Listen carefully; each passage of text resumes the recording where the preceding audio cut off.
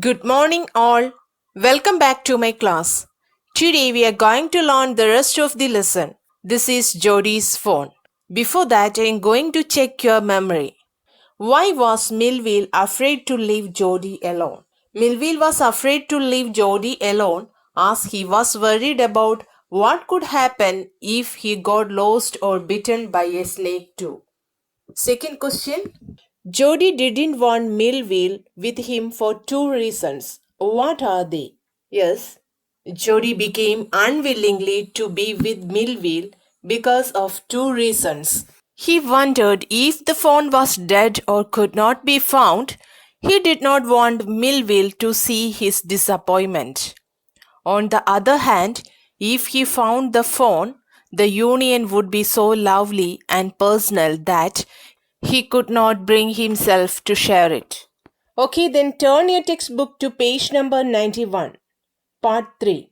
Movement directly in front of him startled him so that he tumbled backward. Tumbled means having fallen or collapsed.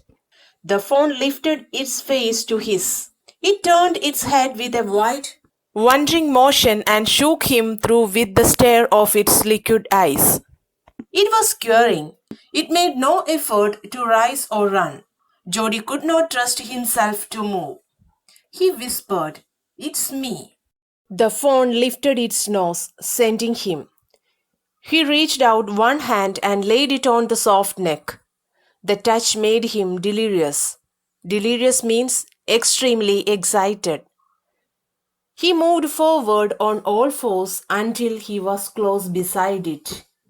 He put his arms around its body. A light convulsion passed over it, but it did not stir.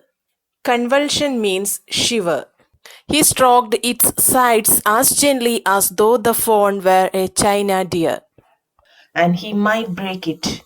Its skin was very soft. It was sleek and clean and had a sweet scent of grass. He rose slowly and lifted the fawn from the ground. Its legs hung limply. They were surprisingly long, and he had to hoist the fawn as high as possible under his arm. I am going to explain, so listen. Jody was shocked after having experienced some movements in front of him, and he was fell backward. It was the fawn. The fawn lifted his face with a wide and wondering motion to see Jody and stared at him with his liquid eyes that it left Jody shook. It was shaking slightly. The fawn sat still and made no effort to run.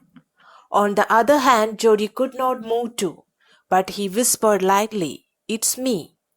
The fawn sniffed and smelled him. Jody reached out with his hand and laid it on his soft neck. His touch made the fawn excited, and he moved forward in an attempt to be close to Jody. He put his arms around the fawn, which made the fawn shiver slightly. Jody touched the sides of its body so gently as if it were as fragile as a china deer. Its skin was soft, smooth, and clean, and even possessed a pleasant scent of grass. Jody lifted the fawn. Its legs hung in the air. Its legs were quite long, so Jody had to hold him as possible under his arm. Look at the textbook. He was afraid that it might kick and bleat at sight and smell of its mother. He skirted the clearing and pushed his way into the thicket. It was difficult to fight through with his burden. The fawn's legs caught in the bushes, and he could not lift his own with freedom. He tried to shield its face from prickling vines. Its head bobbed with his stride. His heart thumped with the marvel of its acceptance of him. He reached the trail and walked as fast as he could until he came to the intersection with the road home. He stopped to rest and set the fawn down on its dangling legs. It wavered on them. It looked at him and bleated.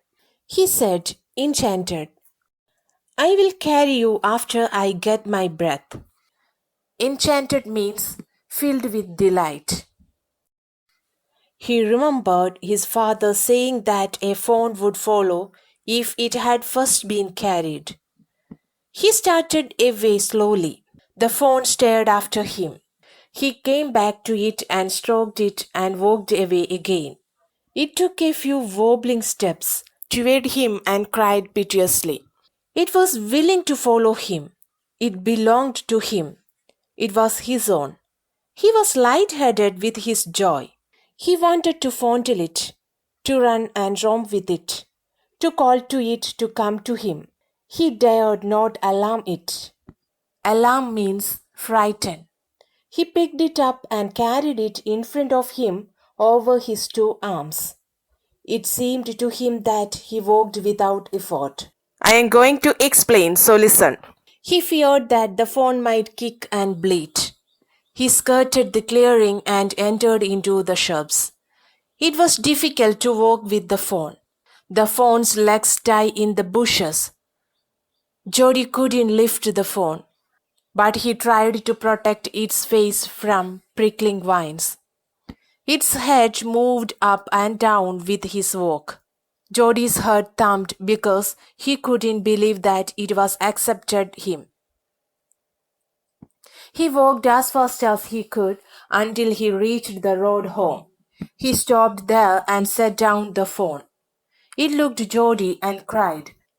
Jody told the phone that he would carry it once he had taken a bit of rest. Jody recalled that his father had told him that a fawn would follow if it had first been carried. Jody started walking and the fawn looked as he walked further. Jody came back again to touch it and went forward again. This time the fawn took a few weak steps and cried. It was willing to go with him, which made the fawn his own. He was overjoyed that he couldn't even think properly and clearly. At that moment, Jody wanted to touch it, play with it, and to call it towards him, but he did not want to frighten it. He picked the fawn again in his arms and walked effortlessly. Look at the textbook. His arms began to ache, and he was forced to stop again. When he walked on, the fawn followed him at once. He allowed it to walk a little distance, then picked it up again. The distance home was nothing. He could have walked all day and into the night, carrying it and watching it follow. He was wet with sweat, but a light breeze blew through the June morning, cooling him. The sky was as clear as spring water in a blue china cup. He came to the clearing. It was fresh and green after the night's rain. He fumbled with the latch and was finally obliged to set down the phone to manage it. Then he had an idea. He would walk into the house, into Penny's bedroom, with the phone walking behind him. But at the steps, the phone balked and refused to climb them. Balked means was unwilling. He picked it up and went to his father. Penny lay with closed eyes. Jody called, "Pa, look." Penny turned his head. Jody stood beside him. The phone clutched hard against him. It seemed to Penny that the boy's eyes were as bright as the phone's. He said, "I'm glad you found him." Jody then went to the kitchen. The phone wobbled after him. A pan of morning's milk stood in the kitchen safe. The cream had risen on it. He skimmed the cream into a jug. He poured milk into a small gourd. He held it out to the fawn. It butted it suddenly. Smelling the milk, he saved it precariously from spilling over the floor. It could make nothing of the milk in the gourd. Gourd means the hard shell of a gourd used as a container for water or food. I am going to explain, so listen. Jody stopped unwillingly as his arms had started aching. When he started walking, the fawn followed him. Jody allowed the fawn to walk a few steps and then picked it again. His home was almost near. Jody could have walked all day and into the night. Sometimes he carried it and sometimes he allowed it to follow him. He was tired. A light breeze helped him to dry his sweat on that June morning. The sky was so clear that it had been compared to spring water in a blue china cup. At last he reached the clearing, which was green and fresh after the showers last night. It was a bit difficult for him to open the latch, but he could do it once he set the phone down. At first he thought that he could walk straight into Penny's room, but the Fawn refused to climb the stairs. So Jody had to pick him up to his father's bedroom. His father was resting with closed eyes. Jody woke his father up and stood beside as Penny turned his head towards him. The Fawn grasped him firmly. Penny could see Jody's eyes as bright as the Fawn's. Penny expressed his happiness over Jody having been able to find the Fawn. After that, Jody went straight to the kitchen and the Fawn followed him with his weak steps. In the kitchen, a pan of milk was kept reserved, but cream had formed on it. He removed the cream and put it into a jug. He poured the milk into a small shell. He gave the milk to the Fawn. It pushed suddenly and smelling the milk. Jody saved the milk from being spilled. The Fawn could not drink the milk out of the shell. Look at the textbook. He dipped his fingers in the milk and thrust them into the Fawn's soft wet mouth. It sucked greedily. When he withdrew them, it bleated frantically and battered him.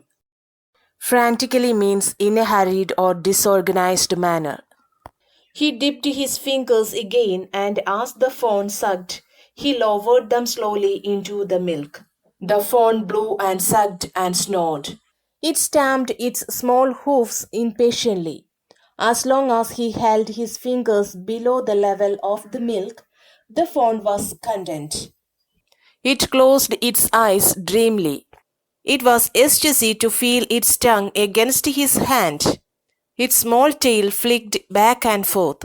The last of the milk vanished in a swell of foam and gurgling. I am going to explain, so listen. Jody dipped his fingers in the milk and put him in its soft wet mouth, instantly which the Fawn sucked greedily. When he took his finger out of its mouth, it cried and hit him with his head. Jody put his fingers again and gave it to the Fawn's mouth. He gently lowered it so as to bring it near the shell. The Fawn sucked it and made sounds. It pressed its small hoofs impatiently. He held its fingers below the level of the milk. The Fawn was happy. It drank the milk with eyes closed. Jody felt overwhelmed on feeling its tongue against his hand.